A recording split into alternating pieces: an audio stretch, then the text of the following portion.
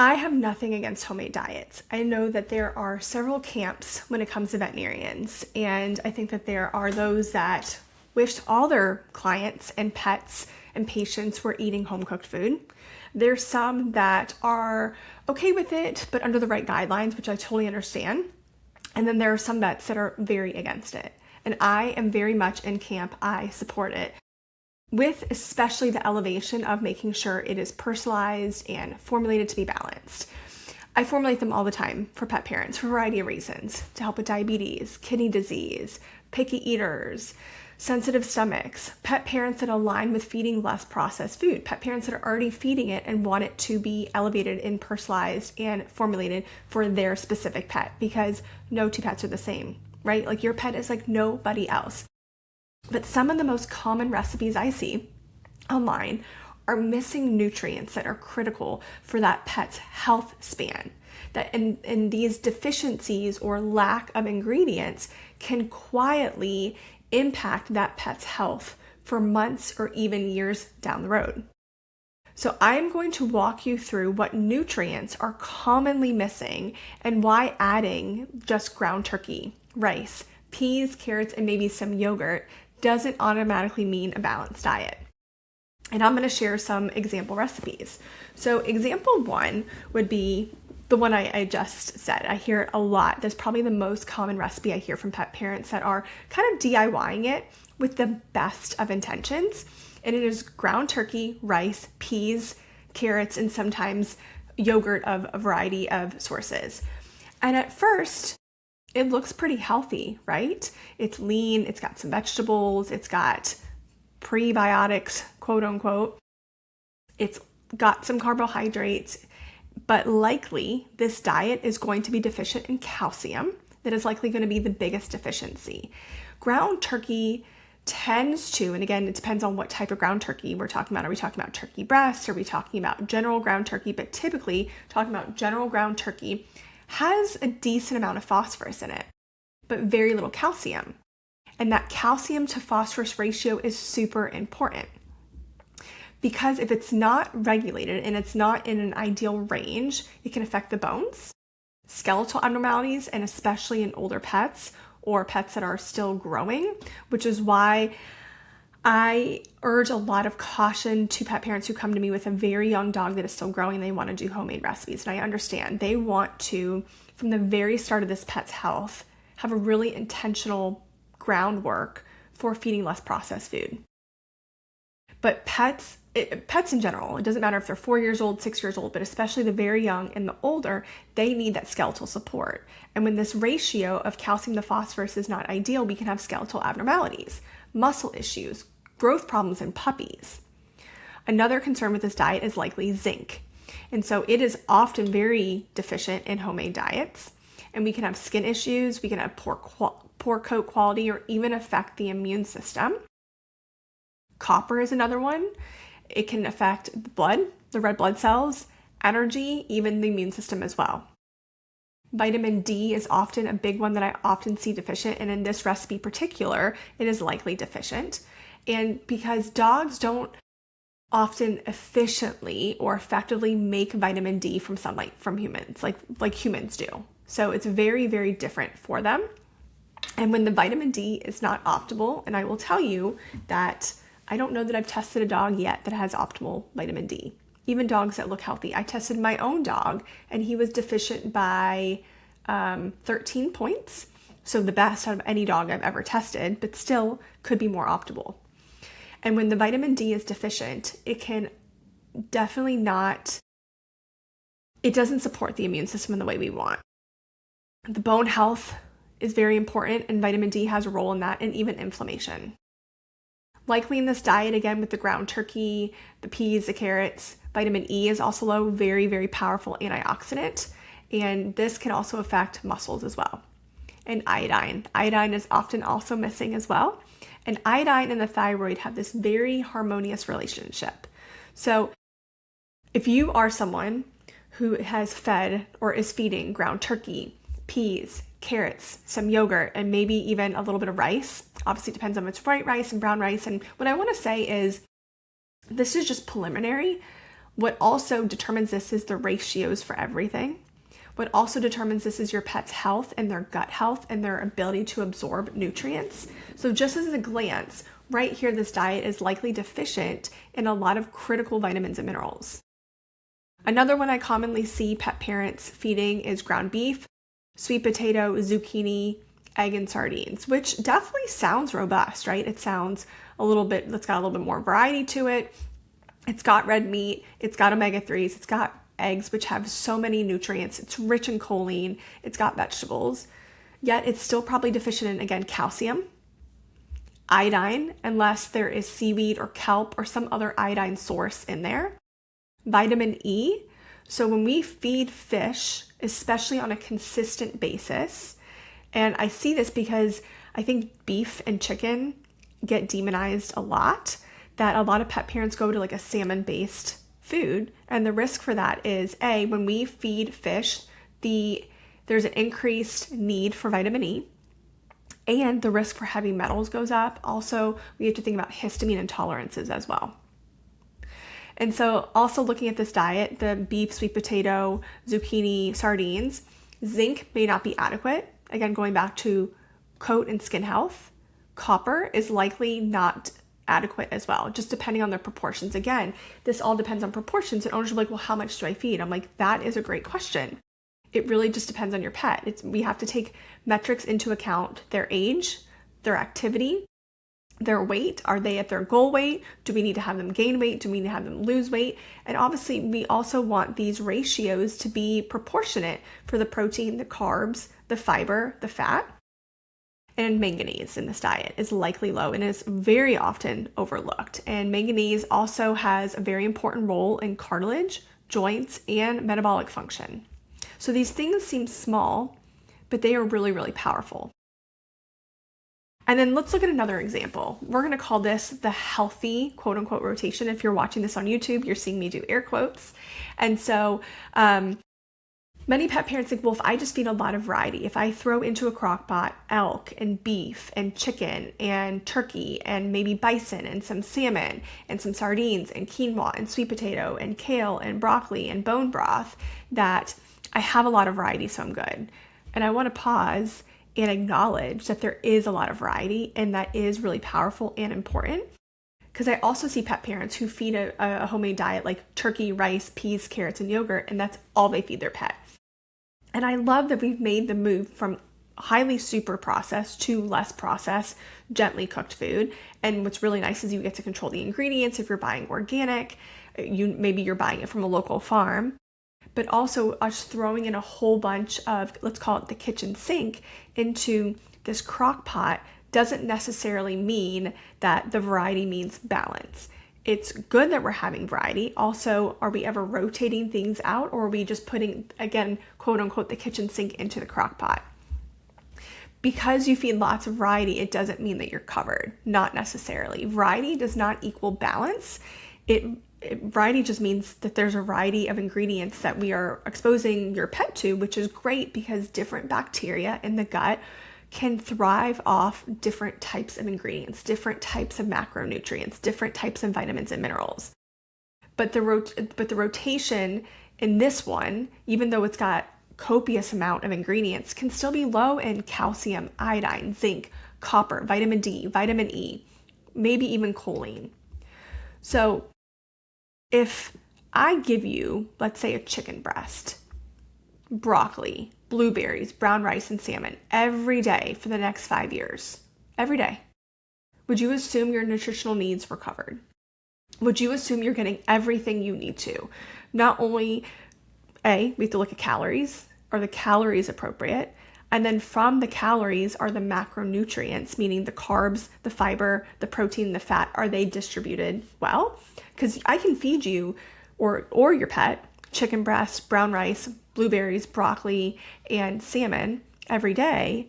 But if it's a majority salmon, then the blueberries, are they just there for a checkbox? And so we want to be intentional with the amounts. Or if it's all blueberries and very little salmon and chicken breast. And so nutrition doesn't just work that way, that based on quote unquote healthy ingredients. The body doesn't care, their body doesn't care how pretty the ingredient list is. Sometimes it works in their favor, but it's not about like how pretty can I make the ingredient list. It is about whether nutrients are present in the amounts that that pet needs. Also, again, taking into account, where is their gut health at? Are they at a place where maybe their nutrient absorption is poor? So it doesn't matter, I don't want to say it doesn't matter what you're feeding them, but we have to take that into account. Also, and I've said this on virtually every nutrition consult I've had, where I'm like, okay, buckle up, we're going to go down the rabbit hole. We're also assuming that every piece in that recipe I just said, chicken breast, broccoli, blueberries, brown rice, and salmon, that we're assuming that every, let's say, 4 ounces of chicken breast and every 4 ounces of broccoli and every 4 ounces of salmon is always nutritionally equivocal and even.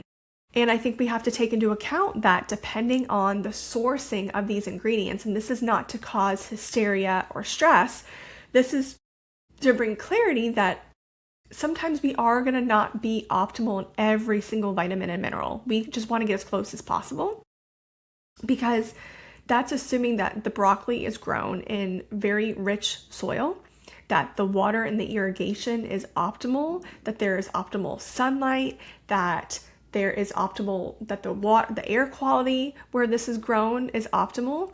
These are all things we assume. And so every piece of fruit or vegetable may not be nutritionally even.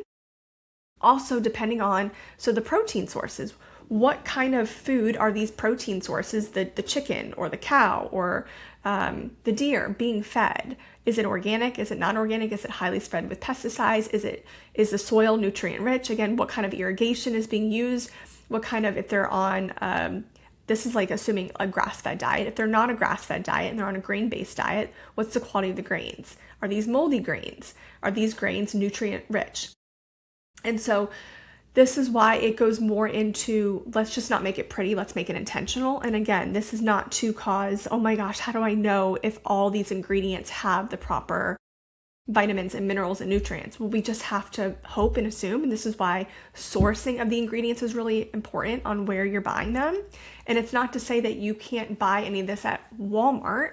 It's being mindful of where are these ingredients coming from and the likelihood that they are sourced and sustainably harvested. So nutrients I worry about the most on DIY homemade diets, especially without rotation, especially without the intentionality of balancing it. Again, going back to that, even if a perfectly balanced recipe is made for a pet, if their gut health is not ideal, their nutrient absorption may be poor. And it may not be a recipe issue, it could be an absorption issue. So even if you have crafted a recipe and had it checked, and you're like, no, I had it checked by a veterinarian, and they were like, this, I ran it through a formulator, this looks great, but I had my pet's minerals and vitamins assessed. And by the way, I think hair is very, very valuable because that tells us kind of cumulative how we have been versus the blood is kind of more recent and acute, where the hair is going to tell us, okay, this has been for a little while. Is that it really depends. There's so many other values to this. Rather, even if this recipe is perfect on paper and perfect in a veterinarian's eyes and perfect from a nutrition standpoint, there's multiple layers to this. But nutrients I do worry about most are calcium, iodine, zinc, copper, vitamin D, vitamin E, and manganese. These are the ones that are often most commonly deficient. They all have their role, and it may be things you're seeing now in your pets. You're like, you know what? I've noticed that since I started feeding X, Y, and Z, or this may be something that happens down the road. Again, this is not to cause fear. This is to bring clarity, because the goal is to not scare you. It's not to scare you away from homemade diets. It's not to scare you from taking influence over your pet's health. It is to help you do it correctly. It is to let you know that, yes, this is great what you're doing, and it can be elevated. Because fresh food can be amazing. Food, I see it as information for your pet's body, even for ours. It's information for the cells. If you eat junk, you're going to have junk cells. If you eat well, you're going to have good cells. So it is information that you're telling the body on how you want it to optimize. And if you're feeding it junk, if you're feeding it highly processed food all the time, if you're feeding things that are inflammatory to your pet, then those are the kind of results that you are going to get in your pet's body. And now sometimes this is unknowing. I didn't know until I tested my pet, my dog, for intolerances a few months ago that he was intolerant to turkey. I had no idea, but I got the data and I made the decision. And I saw improvements when I removed the turkey. And turkey was something he was getting not every day because I rotate his proteins and his ingredients, but it was something he was getting pretty regularly. And when I removed it, one of his kidney values that has always been just above normal for the first time came down. And I always thought that was his quote unquote normal. Because feeding fresh food, feeding balanced food, feeding less processed food, and feeding just food in general, two different things. So feeding fresh food and feeding a balanced fresh food they're not the same thing. They have the same intent, but the outcomes can be very, very different. So I much rather see a balanced homemade diet than a perfectly looking recipe on paper, but is likely quietly deficient in really important nutrients that is going to quietly affect the pet's health long term. And so there are a variety of ways to balance foods, recipes. I do think it is pet parent and pet specific on how we want to do that. Sometimes this is balanced or intentionally made to be balanced. Again, we're not even putting on the table absorption, gut health, ingredient sourcing. We're assuming good intent here is that we need to be really mindful that there's a lot of factors here. And it is very easy to look at a recipe on paper and be like, this is beautiful. And because it's got organ meats and kelp and sardines, and depending on where this recipe is coming from too. So I see a lot of pet parents that are trying to DIY it and going to Facebook groups. And again, they have the best of intentions. And some recipes I see, I'm like, this is really solid.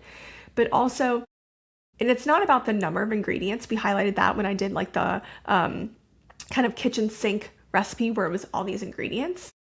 But it's either we need to balance it one of two ways. We need to balance it with whole foods, sometimes a little bit more exotic ingredients, kelp, maybe oysters, eggs, eggshells, sardines, wheatgrass, and then maybe some other vitamins or some omega oil. Or we balance it with intentional, kind of almost personalized supplements. And when I say that, because it is titrated and it is focused and balanced based on the recipe itself. And we do have to take into, as I was alluding to, we have to take into account the pet and the pet parent. The pet parent is like, I don't want to handle beef liver or chicken kidneys or chicken hearts or chicken gizzards or chicken anything or any other organ meat. Then we have to take that into account. We have to take into account that, yes, if we're balancing it with vitamins and minerals, that we're not using a all-in-one that is like a chew that is like one chew per 20 pounds. Because a 10-pound dog and a 20-pound dog, there's a 10-pound difference. And also what they're eating. So again, are they eating ground turkey or ground beef, which maybe has more phosphorus in it? Are they eating chicken breast, which is going to have less fat in it than chicken thighs? So we have to be mindful of what the ingredients are. And that's when I see these, well, I'm using a supplement that is, I just add these chews. And it's, when you look at these vitamins too, it's labeled as a multivitamin and it's got some vitamins in it, but it's really got like glucosamine, chondroitin, things that are really valuable, but it's not what owners think it is for balancing. And so these are, and I have a previous podcast where I talk about the loopholes that I've seen pet parents accidentally step into when they're balancing homemade recipes. To recap, those are the most common recipes that I do see pet parents. There are some that I've owners come up with these really great concoctions. They've got them online. They did it themselves. They've done their own research. I do see a lot of pet parents doing sweet potato as treats and as snacks and baking them. And I always tell pet parents, listen, no two pets are the same, but also I see it as highly intolerant to a lot of pets. And so being able to have that data when you are making these homemade recipes can be really, really valuable because those could be the little ingredients that are driving inflammation in your pet's body, which is then affecting their nutrient absorption as well. So I love seeing so many pet parents wanting to cook for their pets. I love seeing so many pet parents taking that influence over their pet's health. We want to be mindful of how much influence we can do and how we can elevate it as much as possible.